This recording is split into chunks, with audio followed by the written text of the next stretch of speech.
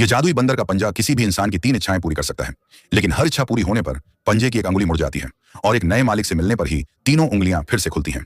एक बूढ़ी महिला ने इसे पाने के बाद अपने परिवार को अमीर बनाने की इच्छा की, पर अगले ही दिन वह सीढ़ियों से गिरकर अपनी गर्दन तोड़ बैठी। लेकिन उसके मरने के बाद उसके पति को बीमा का काफी पैसा मिला और परिवार सच में अमीर हो गया।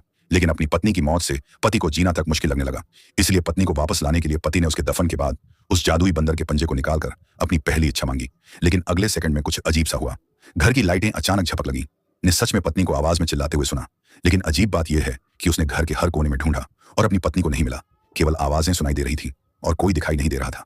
उस रात बूढ़ा आदमी अपने घर के श्मशान घाट में काम कर रहा था। तभी अचानक पीछे की ताबूत बिना किसी कारण बंद हो गई। वह जल्दी से आगे बढ़कर देखने लगा, लेकिन जैसे ही उसने मुड़कर देखा, उसने अपने मरी हुई पत्नी की परछाई देखी। यह समझते हुए कि उसकी पत्नी शायद फिर से जिंदा हो गई है, वह तुरंत कार लेकर कब्रिस्तान पहुंचा और अपनी पत्नी की कब्र खोदने के लिए फावड़ा उठा लिया। लेकिन जैसा कि उम्मीद थी, खुदाई के बाद उसने सच में ताबूत में पत्नी की